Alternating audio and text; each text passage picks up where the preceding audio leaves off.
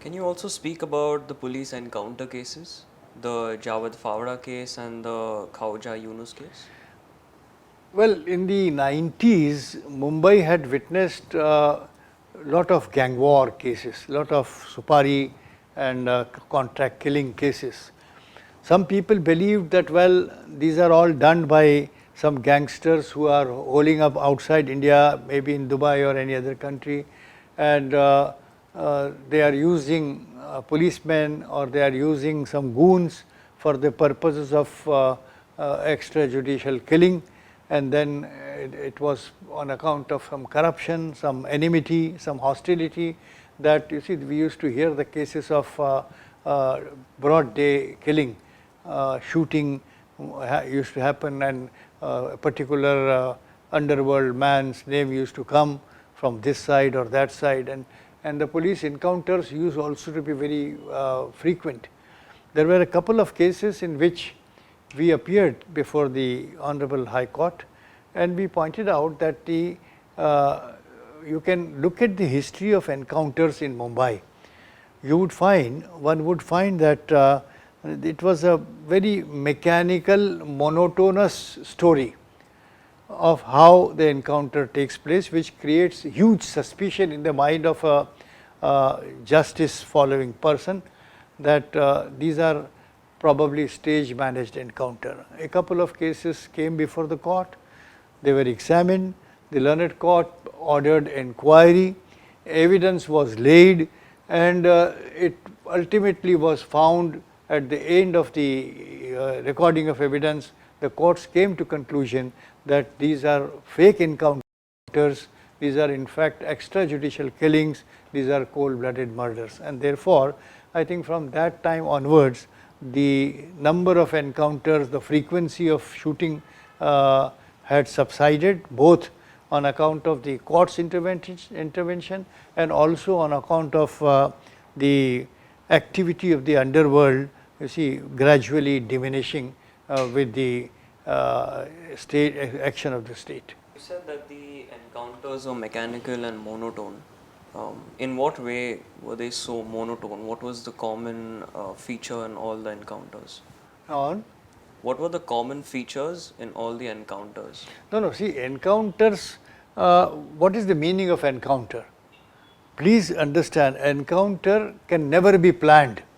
Many clients come and tell us from inside prison, their relatives come and say, the police officer has threatened me that I will do your encounter. Well, this is illegal. This is not permissible by law.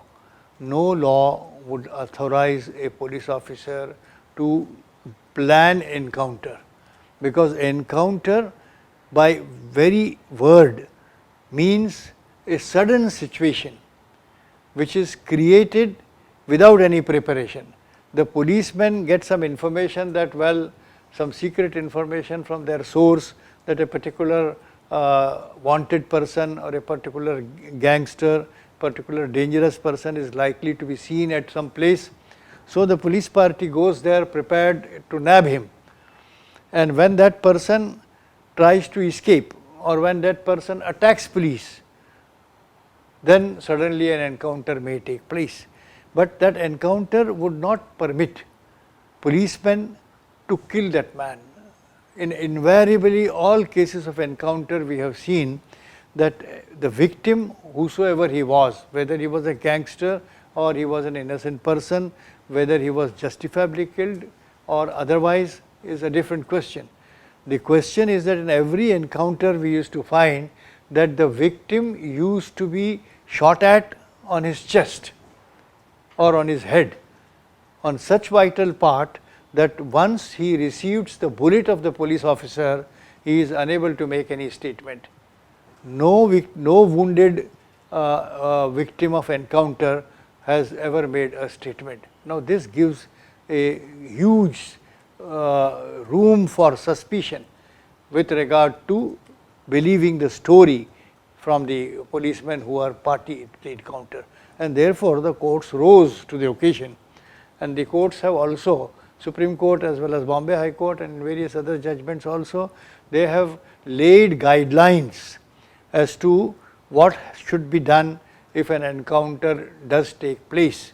An encounter is, as I said earlier, is a sudden situation, is an unforeseen situation where the police officer has to exercise his right to self-defense.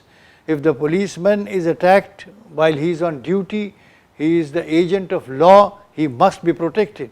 But policeman is not given a license to kill anybody. No police officer, howsoever high he may be in his rank, howsoever great, you see, public servant he be, is authorized by law to kill anybody or to punish anybody. Punishment is not a part of the duty of the policeman.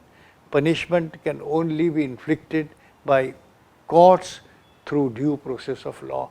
And therefore, if the police officer is finding a situation in which he has to work in self-defense, the law permits him to use his firearm which is given to him.